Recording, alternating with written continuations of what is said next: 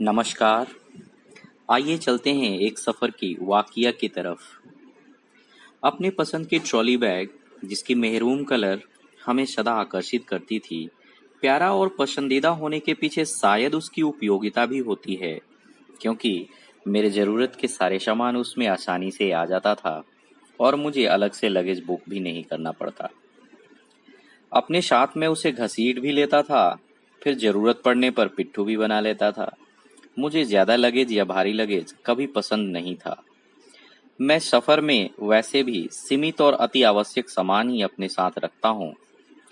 मुझे कंफर्ट में ही सफर करना पसंद भी है। सदा की तरह मैंने अपना बैग तैयार किया और मैं समय से पहले कहीं भी पहुंचना हमेशा अच्छा समझता हूँ। बस क्या था, ओला बुक किया और 9:30 बजे की फ्लाइट के लिए 6:30 बजे ही निकल लिया। जहाँ मेरा निवास था वहां से दिल्ली एयरपोर्ट की दूरी मात्र 45 मिनट की थी।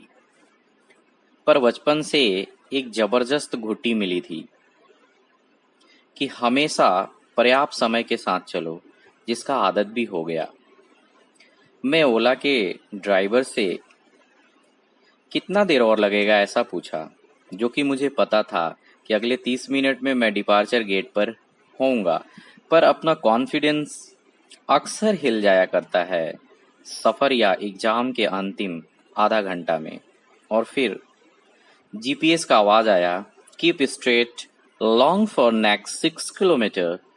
तभी ड्राइवर ने बोला कि मैक्सिमम 25 मिनट में आप डिपार्चर गेट के पास होंगे। वैसे आपकी फ्लाइट कितने बजे की है? मैंने अपना तर्क लगा लिया, नहीं तो शायद ड्राइवर मेरी उत्तेजना का मजाक उड़ाता। मैंने बोला 8:30 पर डिपार्ट है। ड्राइवर ने कहा आराम से आपको मिल जाएगा। तभी थोड़े देर के लिए मैंने अपना मोबाइल निकाला और टिकट को एक बार और देखा। यह टाइम कंफर्मेशन के लिए था कि 9:30 ही है ना। तब तक डिपार्चर गेट आ गया। मैं अपने बैग के साथ उतरा और सदा की भांति ड्राइवर को थैंक्स बोला और उसके पैसों का निपटारा किया और अंदर की ओर कूच किया। सिक्योरिटी गार्ड को मेल पर टिकट दिखाया, साथ में आधार कार्ड भी। गार्ड ने आगे बढ़ने का इशारा किया। मैं सामने इंडिगो के काउंटर पर बोर्डिंग पास के लिए गया। वहां की महिला कर्मचारी ने 45 मिनट बाद आपके फ्लाइट का बोर्डिंग पास शुरू होगा ऐसा कहा। मैं भी अपने पसंद का गाना लगाया और मस्ती में सुनने लगा। सारी ट्रैक मैंने रात में ही डाउनलोड किया ताकि सफर में मस्त सुनता हुआ जाऊंगा। सामने एक कॉफी शॉप दिखाई दी। मैंने सोचा एक सैंडविच और कॉफी ले लेते हैं, तब तक समय भी हो जाएगा। कॉफी पीते पीते सैंडविच खाया और घड़ी की तरफ देखा, अभी भी 25 मिनट थे खिड़की को खुलने में, जैसा कि काउंटर गर्ल ने बताया था। जैसे 25 मिनट को मैं यूं बिता रहा था कि एक एक मिनट पर मैं अपनी निगाह घड़ी पर डाले जा रहा था। एक एक मिनट में अपनी निगाह में घड़ी पर डाले जा रहा था और अभी भी कुल 21 मिनट था। तभी मेरी नजर एक बूढ़ी दादी पर पड़ी, जो यही कुछ 60 से 65 साल की उम्र की होंगी। उन्होंने भी मुझे आशा की नजर से देखा और इशारा किया। मैं उनके पास गया। उन्होंने मुझे अपना टिकट दिखाया और कहा कि इसका एंट्री किधर होगा। मैंने टिकट देखकर कहा कि जी मैं भी इसी फ्लाइट की बोर्डिंग का इंतजार कर रहा हूँ। अभी 20 मिनट में खिड़की खुलेगी, तब बोर्डिंग पास इशू होना शुरू होगा। वो बुजुर्ग महिला ने दोबारा मुझसे कहा कि मेरे साथ ही रहना, आप हमें एक ही फ्लाइट से तो जाना है। और यहाँ मैं कंफ्यूज हो जाती हूँ, बहुत इधर उधर कराते हैं। एक बार मेरा फ्लाइट छूट भी चुका है। मैंने हामी भरा, जी कोई नहीं, मैं यही हूँ और आपका आज फ्लाइट नहीं छूटेगा, घबराइए नहीं। वैसे आप दिल्ली रहती हैं या मुंबई? जवाब में उन्होंने मुझे बताया कि दिल्ली रहती हूँ। सॉरी। मैंने पूछा मुंबई जाने का कोई विशेष प्रयोजन? तो जवाब में बूढ़ी माता ने कहा वहां मैं जा रही हूँ और वापसी मेरी कल की है। काम पूछना उचित नहीं समझा, पर बात जारी रखते हुए मैंने पूछ दिया, जरूर बच्चों से मिलने जा रही होंगी? माताजी का जवाब आया, नहीं बेटा, मेरा कोई संतान नहीं है। मैं थोड़ा सहमा और उत्सुकता से पूछा, तो कोई ऑफिशियल उद्देश्य है आपका? माता ने नकारे में अपना सिर हिलाया। मैं भी बहुत ज्यादा रुचि रखना उचित नहीं समझा, क्योंकि इतनी बात हमारी हो गई थी कि कोई भी अपने सफर का प्रयोजन बता दे। पर बूढ़ी माता ने सीधे तो मुझे अब तक बताया नहीं, तो मैं भी चुप रहा। और समय देखा तो बोर्डिंग पास इशू का जो समय बताया गया था वो अब हो चुका था, 8:30 बजे, 8:30 AM। मैंने बूढ़ी माता जी को इशारा किया कि काउंटर की ओर चलते हैं, समय हो गया है। वो मेरे साथ होली पीछे पीछे चलती रहीं और बिल्कुल मेरा अनुसरण कर रही थीं। मैं काउंटर पर गया, अपना फोन में टिकट और अपना आधार कार्ड दिखाया। मुझसे अपने फोन से टिकट और आधार कार्ड दिखाया। मुझे काउंटर गर्ल ने लगेज के लिए पूछा। मैंने कहा नहीं, ओनली दिस बैग जो मैं एयरबस में कैरी कर लूंगा। उसने पुनः पूछा, इसका वेट 15 किलो से ज्यादा तो नहीं है? मैंने कहा नहीं, और उसने बोर्डिंग पास मेरे से पूछकर मेरे रुचि के हिसाब से सीट देते हुए gate number 47 seat 14C and zone 2 को अनाउंस करते हुए धन्यवाद कहा। तभी माताजी ने अपना टिकट मुझे अपने आधार के साथ दिया और कहा कि इसे भी करवा दो बेटा। मैंने भी हाथ में लेकर उसे आगे काउंटर पर बढ़ा दिया। पुनः काउंटर गर्ल ने वही सारी बातें दोहराई और कहा कि आपके पास वाली सीट माताजी को दे देती हूँ। माताजी ने मेरे इच्छा जाने बगैर हामी भर दी। मैं भी चुप रहा। अब माताजी का बोर्डिंग पास मैंने उनके हाथ में दिया और सिक्योरिटी चेक के लिए आगे बढ़ा तो माताजी ने मुझे आवाज लगाई, बेटा थोड़ा धीरे चलो, मेरे से तेज नहीं चला जाता। मैंने भी उनकी बात पर ध्यान देते हुए धीरे धीरे सिक्योरिटी चेक पॉइंट पर आया और वो मेरे पीछे पीछे। मैं जेंट्स सिक्योरिटी रो में लग गया, माताजी मेरे पीछे। फिर मैंने माताजी से कहा कि आप उस लाइन से आइए, लेडीज लाइन वहां है, जो बिल्कुल पास ही था। माताजी ने कहा ठीक है, पर मेरा वेट करना, आखिर हमें एक साथ ही जाना है। लेडीज लाइन में कतार में माताजी ही केवल थीं, तो मैंने बोला जरूर, सामने आप खड़े रहना, मैं भी तो वहीं आऊंगा। माताजी आगे सिक्योरिटी से होते हुए सामने खड़ी दिखी। तब मेरा टर्न आया। आफ्टर सिक्योरिटी चेक मैं भी वहीं खड़े खड़े अपना बेल्ट लगा रहा था और अपना ईयरफोन बैग से निकाल रहा था। तभी माताजी बोली, चलो 45 मिनट पहले ही बोर्डिंग हो जाती है, समय अब हो चला। मैंने माताजी को आश्वासन दिया कि हम लेट नहीं होंगे। माताजी हल्की मुस्कान के साथ थोड़ा चिंता मुक्त दिखी। मैंने माताजी से कहा कि थोड़ा दूर तक चलना है, आप अपना बैग मुझे दे दें और मेरे साथ चलें। माताजी ने कहा नहीं बेटा, इतना भारी नहीं है, मैं लेकर चलती हूँ, तुम भी तो खाली हाथ नहीं हो। मैंने दोबारा कहा कि मेरा बहुत हल्का है, आप मुझे दीजिए, आपको चलने में आसानी होगी। माताजी मान गईं और अपना बैग मुझे थमा दिया। मैंने अपना ट्रॉली बैग का हैंडल को बड़ा किया और उसी पर माताजी का बैग भी रख गेट नंबर 47 की ओर चल दिया। माताजी मेरा अनुसरण करते हुए साथ रहीं। हम गेट के पास वेटिंग लॉन्च पर पहुंचे, जहां मुझे ज्ञात हुआ कि 30 मिनट बाद गेट खुलेगा। मैंने माताजी से बैठने को कहा, वो थकी भी लग रही थी और मेरे बताया स्थान पर बैठ भी गईं। मैं अपना और साथ में उनका बैग वहीं रखकर बोला कि अभी मैं वॉशरूम से आया। उन्होंने हामी के साथ जल्दी आने को कहा। कुछ देर तक तो मुझे ऐसा लगा कि वो शायद कोई मेरा अपना ही है, पर हकीकत तो ये था कि बस आधा घंटा पहले ही हम मिले थे। मैं वॉशरूम की तरफ आगे बढ़ा और वॉशरूम तक मैं सोचता रहा कि यह जरा काल भी क्या अजीब काल है। हर समय किसी पर डिपेंड रहना पड़ता है और इस अवस्था में आदमी जब आता है तो कैसे किसी पर भी विश्वास जता लेता है। मेरे मन में बहुत कुछ सवाल के रूप में उभर रहा था, पर मैं तनिक भी देर नहीं करना चाहता था, क्योंकि मैं उनके धैर्य से परिचित हो चुका था। वो तुरंत ही निराशा अपने चेहरे पर ला देती थी। मुझे ऐसा लगने लगा कि कहीं मैं जाऊं और वो उदास सा मन के साथ या बेसब्री से मेरा प्रतीक्षा न कर रही हों। मैं उन्हें तनिक भी चिंता के साथ नहीं देखना चाहता। इतने कम समय में मैं शायद उन्हें अधिक पहचानने लगा था और उनके चेहरे को भांप भी जाता था। उम्मीद से कहीं अधिक बेसब्री से वो दिखी जब मैं उनके पास आया। इतना देर लगा दिया, कहीं गेट ओपन हो जाता तो। अब बिल्कुल समय नहीं रहा, यहीं बैठो, मात्र 20 मिनट है, अब कहीं न जाना। उनकी ये बात मुझे कुछ एहसास करा रही थी, अपनापन सा, और मैं चुप होकर बैठ ही गया। ईयरफोन निकाला और गाने बंद कर दिया और सोचा कि कुछ अपने इस सफर के वृद्ध साथी से और परिचित हो जाऊं, थोड़ा जानूं ये दिल्ली में कहाँ रहती हैं और इनके परिवार में कौन कौन है। ये वर्किंग लेडी थी या गृहिणी? मेरे मन में सवाल तो कई थे, पर पहला सवाल कौन सा पूछूं ये निर्णय नहीं कर पा रहा था। और विगत समय में उन्होंने जिस तरह जवाब दिया था वो भी मुझे याद था। मुंबई जाने का प्रयोजन भी जानना चाह रहा था, पर सब सवाल केवल मेरे दिमाग में ही पक रहे थे, जिह्वा से बाहर नहीं आ पा रहे थे। बहुत हिम्मत करके मैंने सवाल दागा कि माताजी, आप मुंबई किस प्रयोजन से जा रही? तपाक से जवाब आया कि पता करो, टाइम हो गया है बोर्डिंग का। मैंने भी हामी भरते हुए गेट के पास जाकर एयरलाइन स्टाफ से जानते हुए भी उनके तसल्ली के लिए एक बार पूछ ही लिया।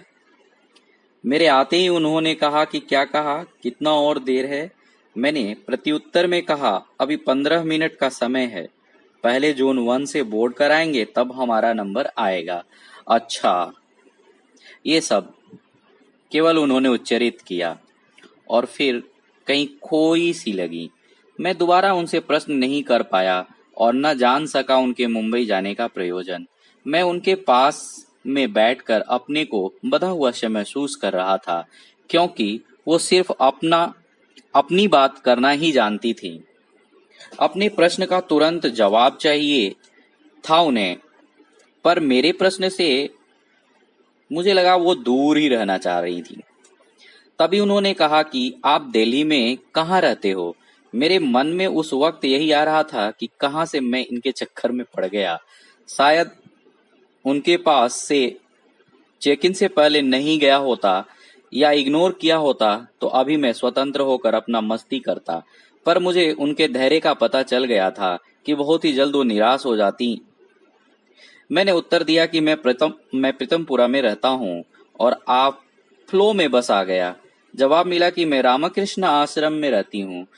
मैं थोड़ा अचंभित हुआ और सोचने लगा कि इनका कोई संतान तो नहीं है, पर क्या ये आजीवन अविवाहित या सन्यासिनी तो नहीं?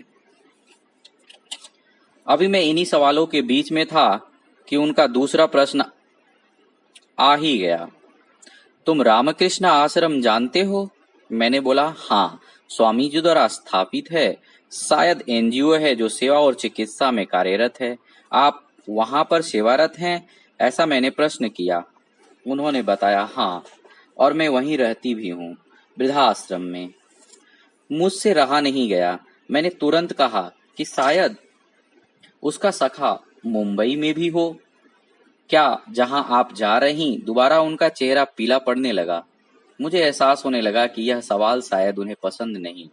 मैंने अपनी बात बदलते हुए कहा कि आश्रम में आप अकेले ही रहती होंगी, आपका परिवार दिल्ली में ही है या मुंबई में? दोबारा वो काफी लंबी विचारों में मग्न लग रही थी, पर जवाब दिया कि पिता का घर कलकत्ता है, वहाँ भाई बहन रहते हैं और मैं अविवाहित हूँ, तो मेरा घर केवल आश्रम है। इतना सुना ही था कि ग्राउंड स्टाफ का आवाज आया, जोन 2 के passenger kindly come on Q.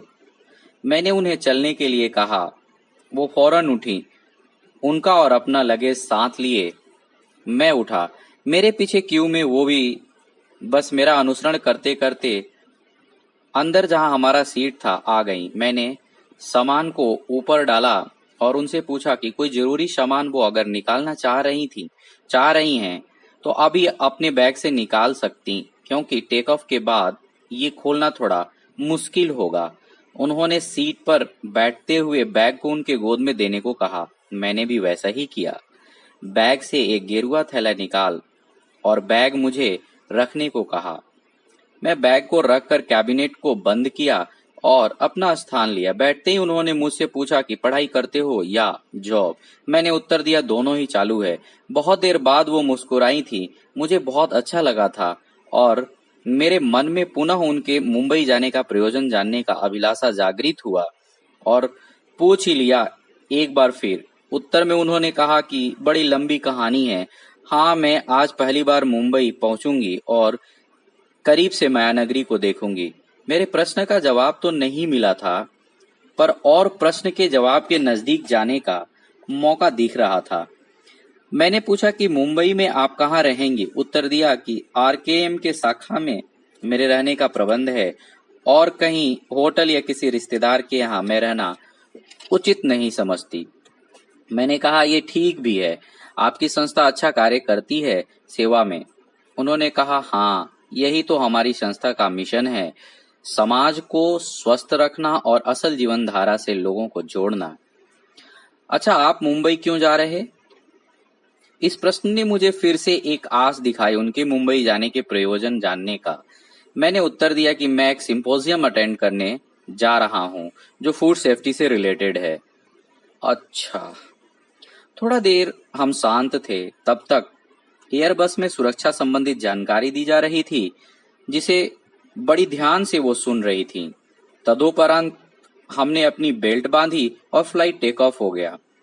उसी बीच वो गेरुआ बैग से एक माला निकाली और नाम जाप करना प्रारंभ कर दिया। फ्लाइट अपने सामान्य स्थिति में आ चुका था और खाने पीने की वस्तुओं का वितरण भी प्रारंभ हो गया था। मैंने उनसे पूछा कि उन्हें कुछ चाहिए तो सिर्फ पानी बोला उन्होंने, और स्टीवर्ड ने पानी निकाला और माताजी के तरफ मैंने बढ़ा दिया। पानी उन्होंने स्वीकारा।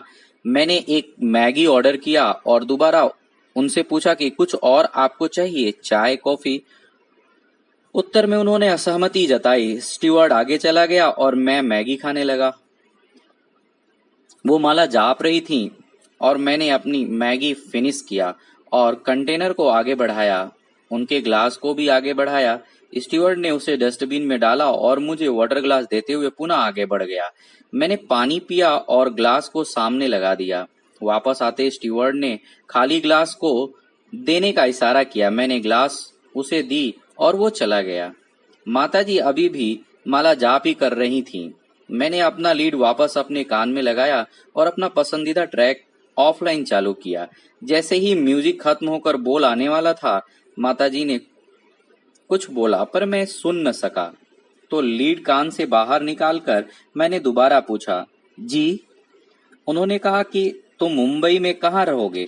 मैंने बोला, जो सिंपोजियम करा रहे हैं वही होटल में रहने का अरेंजमेंट किए हैं, वहीं रहूंगा। अच्छा, तुम मुंबई आते जाते रहते हो? मैंने बोला, नहीं, पर मैं कई बार आ चुका हूँ। अच्छा, तो सभी जगह घुमा भी होगा? मैंने बोला, जी हाँ, लगभग घुमा हूँ। यहाँ की भेलपुरी और पाव भाजी भी खाई होगी, सुना बहुत स्वादिष्ट होता है। मैंने कहा, जी वाकई स्वादिष्ट होता है।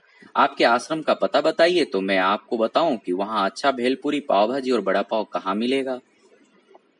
वो चुप रह गईं और बोली कि अभी हमें पता नहीं है, उतरने पर बाहर जाने से एक व्यक्ति आएगा जो हमें वहां ले जाएगा।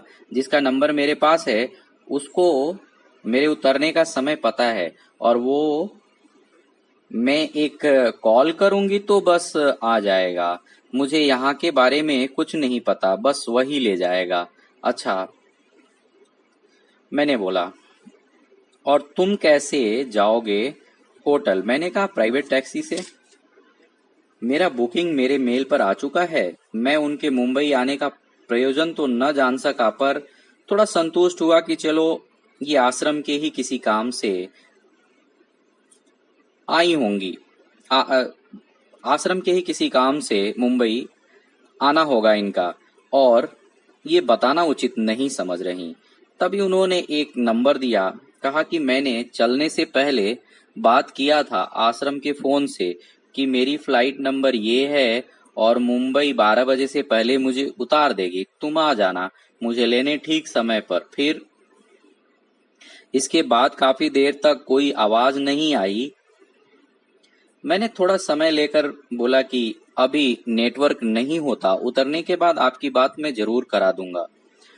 उन्हें शांत देखा मैं कुछ विचारों में उलझी सी लग रही थी। उन्हें शांत देखा मैंने और कुछ विचारों में उलझी सी लग रही थी। शायद जैसे कोई पुरानी याद यूं ही आ जाती है और उसमें हम खो जाते हैं।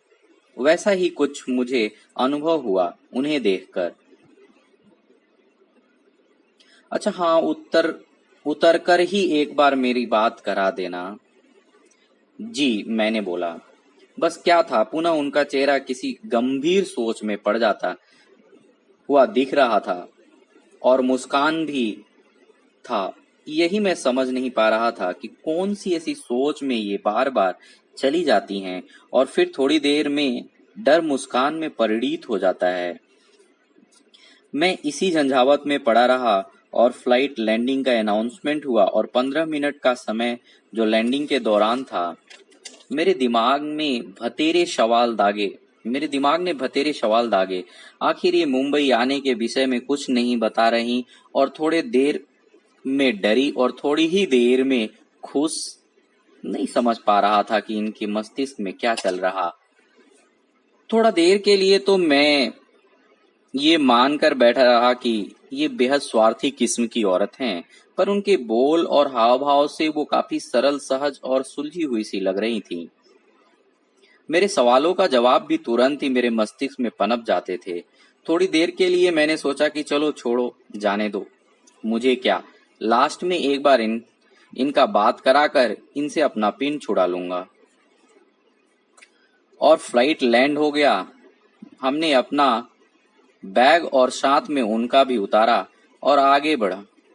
वो पुनः पीछे पीछे मेरा अनुसरण कर रही थीं और बाहर आते ही उन्होंने अपना सामान की ओर इशारा किया और वो नंबर आगे बढ़ाया जो एक कागज पर लिखा था। मैंने अपने हाथ में नंबर लिया और अपना फोन जेब से निकाला और उनको रास्ते से किनारे हटकर खड़े होने को कहा।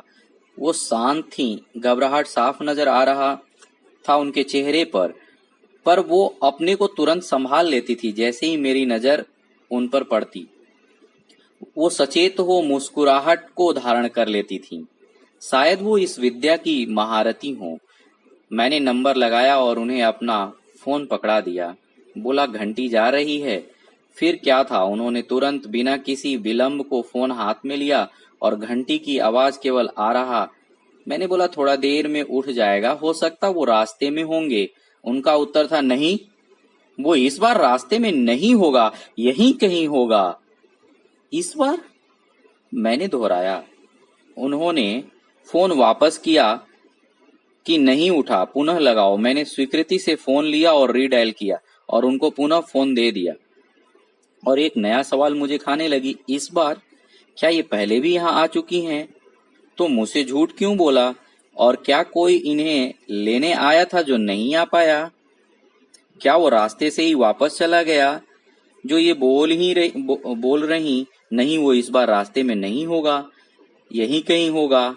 इस कॉन्फिडेंस से ये आवाज उनके मुखारविंद से निकला था कि मुझे बार बार सोचने और सवालों में घेरे जा रहा था। मैं अपने को सवालों से बाहर निकाल ही पाया था कि उनका आवाज आया, कहाँ हो? मैं बाहर पिलर नंबर 16 के पास, जहाँ पेड टैक्सी का गुमटी है, खड़ी हूँ, सफेद साड़ी में। और हाँ, यहाँ एक कॉफी शॉप भी है जिसका नाम कैफे कॉफी डे है। कितने देर में आ जाओगे?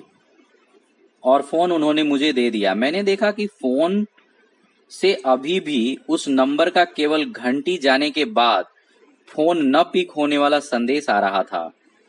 मैं स्तब्ध था, निशब्द भी, और साथ में एक ऐसी पहेली में अपने को उलझा पा रहा था जो सुलझते दिख ही नहीं रही थी।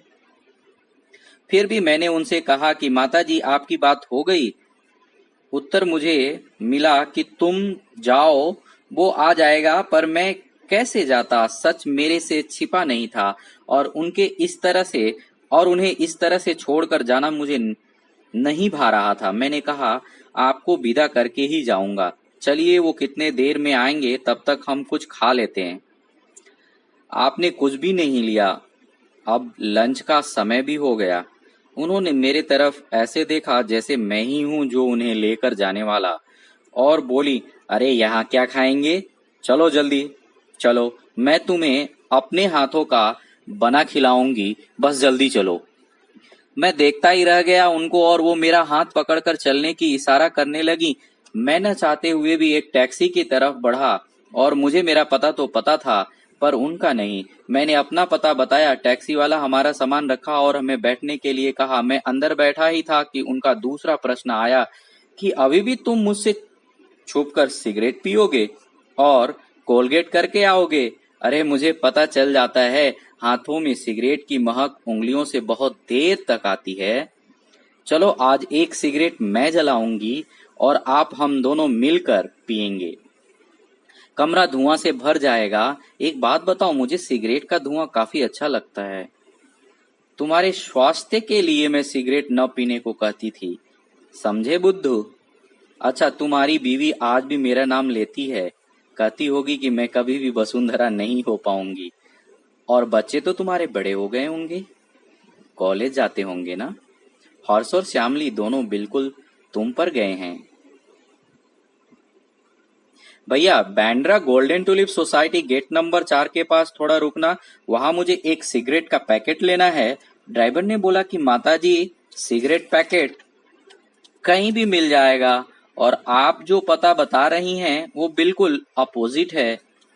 मैंने बीच में हस्तक्षेप किया और बोला, ड्राइवर साहब पहले वहीं चलिए जहां ये बोल रही, बाद में मुझे छोड़ दीजिएगा।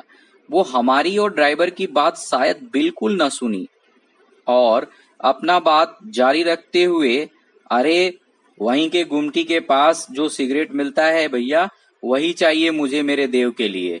उसे और जगह की सिगरेट शायद ना पसंद आए। अच्छा, देव श्यामली की शादी कब कर रहे? मुझे बुलाओगे ना उसके शादी में?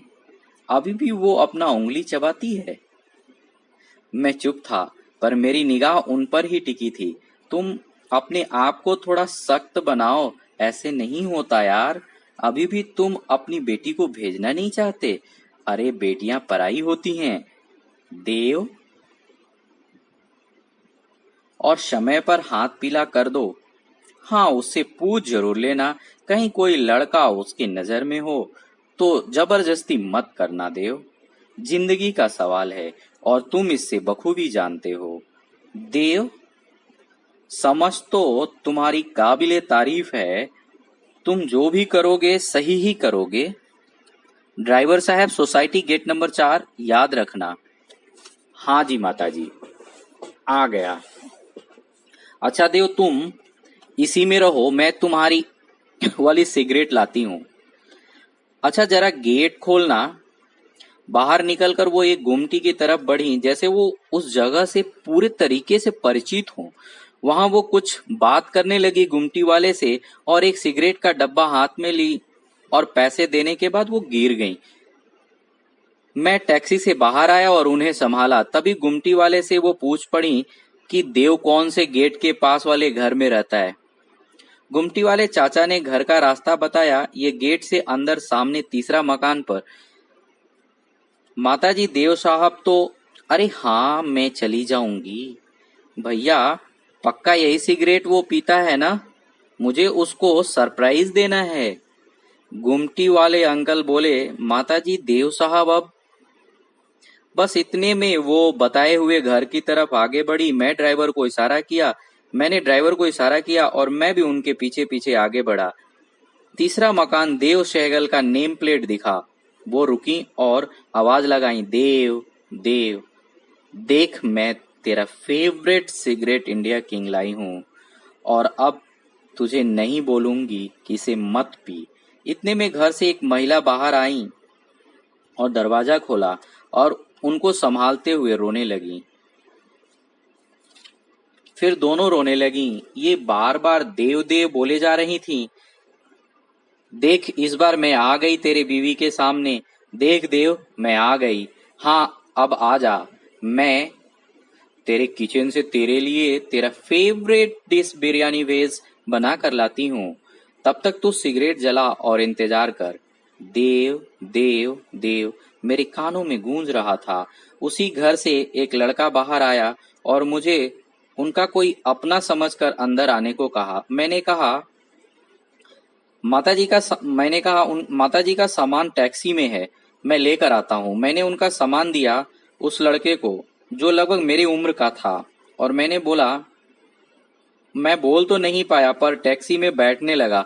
इतने में मैं अपने बारे में बोल तो नहीं पाया पर टैक्सी में बैठने लगा। इतने में वो लड़का मेरे पास आकर कहता है कि भैया आप अंदर आइए, और वो मेरा सामान टैक्सी से बाहर अपने साथ निकाल कर लाता है और टैक्सी वाले को भी अंदर बुलाता है, पानी पी लीजिए फिर जाइएगा। टैक्सी वाला मुझे बोलता है कि आपको होटल जाना था।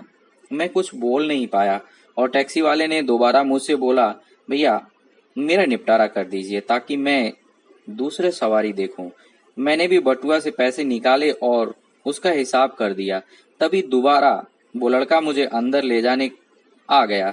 मैं अपने को मना नहीं कर पाया और अंदर मेरे जाने से पहले ही मेरा सामान वो लेकर जा चुका था। मैं सोच भी न सका और उस बार उस घर के अंदर दाखिल हो गया। महिला जो बूढ़ी माता की हमउम्र थी आई और लड़के को हर्ष नाम से पुकारी। बोला, हर्ष इनको गेस्ट रूम में ले जाओ और कंफर्ट हो जाए तो डाइनिंग रूम में लाना लंच के लिए।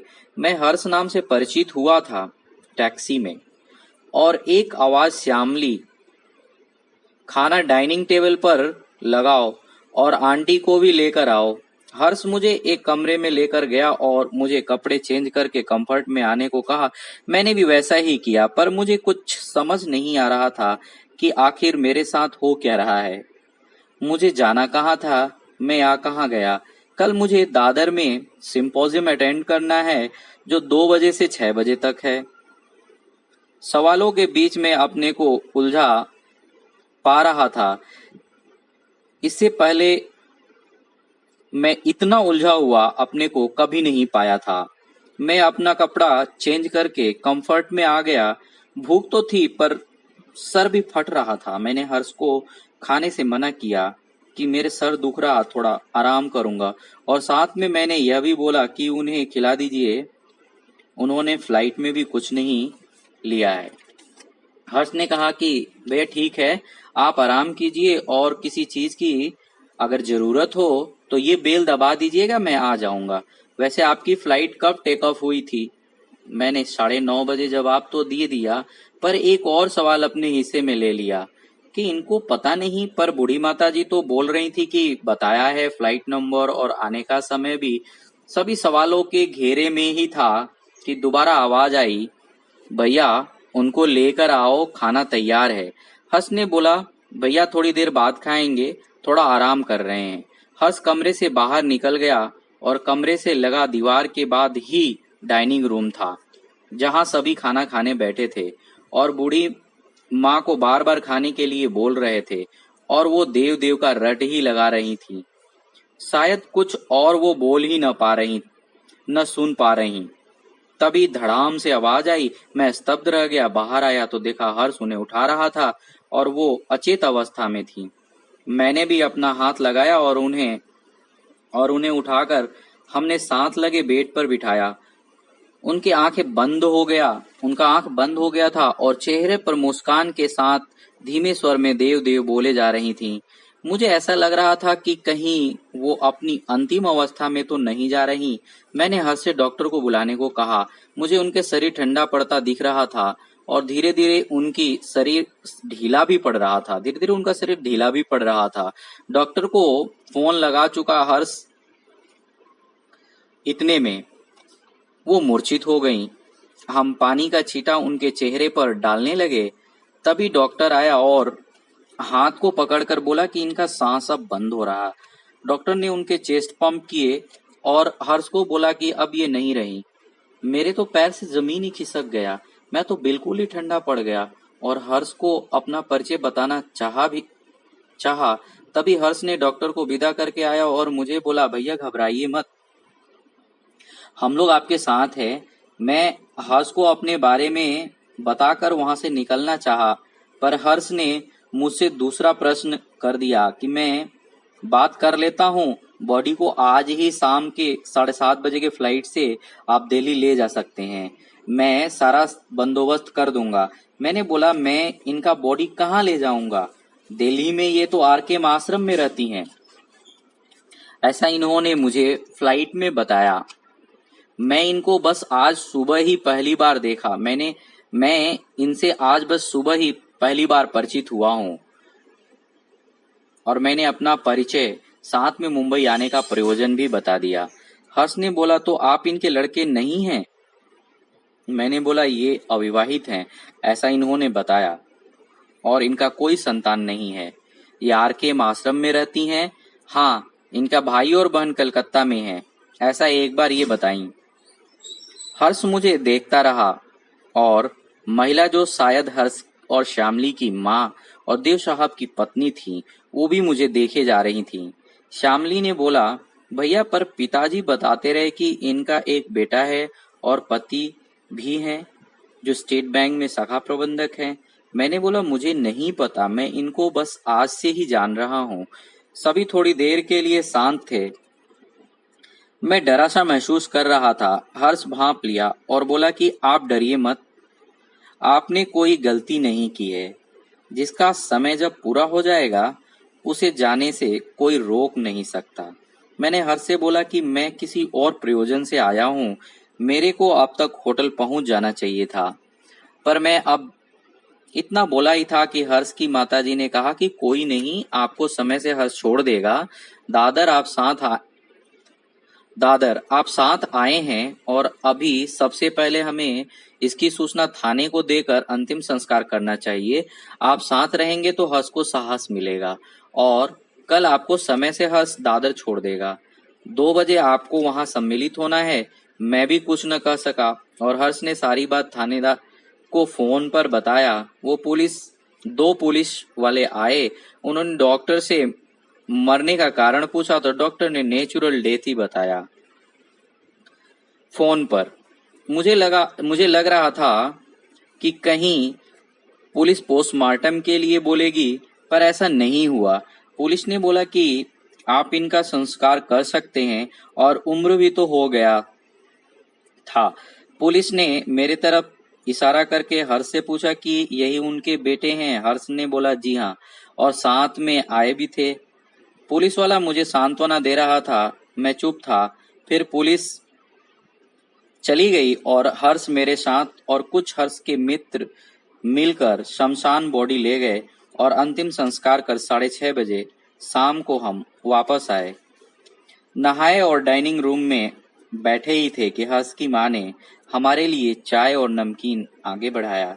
चाय तो हमने हाथ में लिया और बोला कि इनका आप लोगों से कैसा रिश्ता था?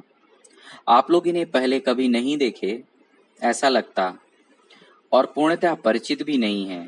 हर्ष की माताजी बताई, आप सही कह रहे हैं, ये हमारी कुछ ऐसे ही रिश्ते में थी।